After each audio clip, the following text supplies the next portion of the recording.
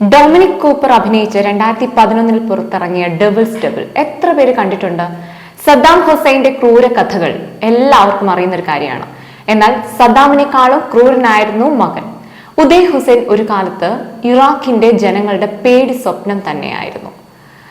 Saddam Hussain ദുഷ്ടനായ ഒരു ഭരണാധികാരിയായിരുന്നെങ്കിലും അദ്ദേഹം എന്നും ഇറാഖിന്റെ വളർച്ചയ്ക്ക് വേണ്ടിയിട്ട് ആഗ്രഹിച്ചിരുന്ന ഒരു അധികാരിയായിരുന്നു. എന്നാൽ ഉദയ് അങ്ങനെയുള്ള ഒരാളായിരുന്നില്ല. സദ്ദാം എന്ന ലേബൽ പരിധി വിട്ട് യൂട്ടിലൈസ് ചെയ്തിരുന്ന ഒരു വ്യക്തി. കുട്ടിക്കാലം മുതലേ ഉദയ് പിടിവാശിക്കാരനായിരുന്നു. തൊടുന്നതെല്ലാം തനിക്ക് വേണമെന്നുള്ള വാശി. ആ വാശി വളർന്നപ്പോൾ കൂടെ വളർന്നു. അത് ചെന്നെത്തിച്ചത് കൊടും ക്രൂരകൃത്യങ്ങൾ ചെയ്യാൻ വേണ്ടി മാത്രമായിരുന്നു. സ്ത്രീകളെ പീഡിപ്പിച്ച് കൊന്ന് കുഴിച്ചു മൂടുക, കായിക താരങ്ങളെ മാനസികമായിട്ടും ശാരീരികമായുമുള്ള പീഡനം.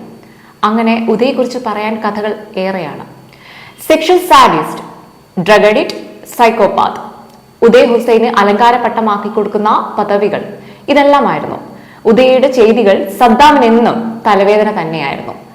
ധൂർത്തടിക്കാരനും അതുപോലെ തന്നെ ആഡംബര കാറുകളോടുള്ള അതിരുവിട്ട ഇഷ്ടങ്ങളും തീർത്തത് പൊതു ഖജനാവിലെ പണം കൊണ്ടായിരുന്നു. ഉദയയുടെ ഇത്തരത്തിലുള്ള കൊടും ക്രൂരതകൾ സദ്ദാം ഭരണം നിശബ്ദമാക്കി. അതുകൊണ്ട് തന്നെ ശത്രുക്കൾ ധാരാളം വാങ്ങിക്കൂട്ടിയ ഉദയ് ഹുസൈന് പൊതു ചടങ്ങുകളിൽ പങ്കെടുക്കാൻ കഴിയില്ലായിരുന്നു. അതിനാണ് ഉദയ് ഹുസൈൻ തനിക്ക് പകരം ഒരു അപരനെ ഇറക്കിയത്. ഇങ്ങനെയുള്ള സ്വേച്ഛാധിപതികളായ ഭരണാധികാരികൾക്ക് എന്നും ഒരു അപരനുണ്ടായും. അങ്ങനെയുള്ള അപരന്മാരിൽ പേര് കേട്ട ഒരു അപരൻ തന്നെയാണ് ഉദയ് ഹുസൈൻ നിർമ്മിച്ച ഈ ഒരു അപരൻ. ഞാൻ സ്വാതിശ്രീ കേസ്. Welcome to talk spice.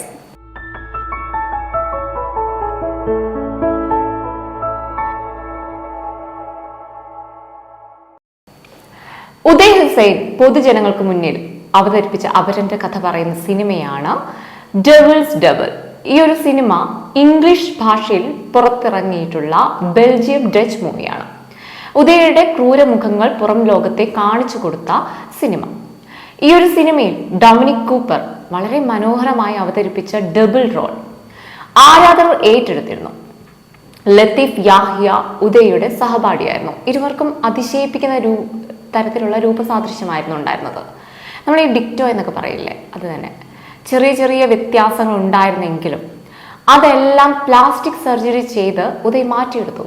അതുകൂടെ ചെയ്തപ്പോൾ ഉദയ് ആരാണെന്നും ലത്തീഫ് ആരാണെന്നും കണ്ടുപിടിക്കാൻ കഴിയില്ലായിരുന്നു. അതുപോലെ മാറ്റി. 6 മാസം കൊണ്ട് ലത്തീഫ് ഉദയയുടെ എല്ലാ ചലനങ്ങളും പഠിച്ചെടുത്തു. ലത്തീഫ് ഒരു ഇറാഖ് സൈനികനായിരുന്നു. അതുകൊണ്ട് തന്നെ ഇറാഖ് യുദ്ധത്തിൽ ലത്തീഫ് മരണപ്പെട്ടു എന്ന് പറഞ്ഞിട്ടാണ് ലത്തീഫിന്റെ കുടുംബത്തെ പോലും വിശ്വസിപ്പിച്ചത്. പ്ലാസ്റ്റിക് സർജറിക്ക് ശേഷം ഉദയ്ക്ക് പകരം എല്ലാ പരിപാടികൾക്കും പങ്കെടുത്തിരുന്നത് ഈ ലത്തീഫായിരുന്നു. ജീവന ഭീഷണി ഉണ്ടായ പല സാഹചര്യവും ലത്തീഫിന് ഉണ്ടായിട്ടുണ്ട്. ഉദയ് ഹുസൈന് ലത്തീഫിന് വലിയ കാര്യം തന്നെയായിരുന്നു. എന്നാൽ ആ ഒരു ബന്ധം വഷളാകാൻ വലിയ താമസമൊന്നും എടുത്തില്ല. ഉദയ് ഹുസൈന്റെ ക്രൂരത അത് കാണാൻ കഴിയാതെ ലത്തീഫ് ഇറാഖിൽ നിന്നും പലായനം ചെയ്യുകയായിരുന്നു അവസാനം. അതിനുശേഷം കുവൈറ്റ് യുദ്ധത്തെ തുടർന്ന് സാമ്പത്തികമായിട്ടും ഇറാഖ് ഒരുപാട് പിന്നിലായി. 2003 അമേരിക്കൻ അധിനിവേശം നടക്കുമ്പോൾ ഇറാഖിന് ചെറുത്തു നിൽക്കാനായില്ല. അമേരിക്കയുടെ ഷെൽ ആക്രമണത്തിൽ ഉദയ് മരണപ്പെട്ടു. അങ്ങനെ ഉദയ് ഹുസൈൻ എന്ന ഇറാഖ് ജനതയുടെ പേടി സ്വപ്നമായ ആ കറുത്ത അധ്യായം എന്നേക്കുമായി ഇല്ലാതാവുകയായിരുന്നു. ഇതുപോലുള്ള ഇൻഫോർമേറ്റീവും അതുപോലെ ഇൻട്രസ്റ്റിംഗുമായിട്ടുള്ള വാർത്തകളും സ്റ്റോറികളും അറിയുന്നതിനായിട്ട് ഈ ഒരു ചാനൽ ഒന്ന് സബ്സ്ക്രൈബ് ചെയ്തോളൂ.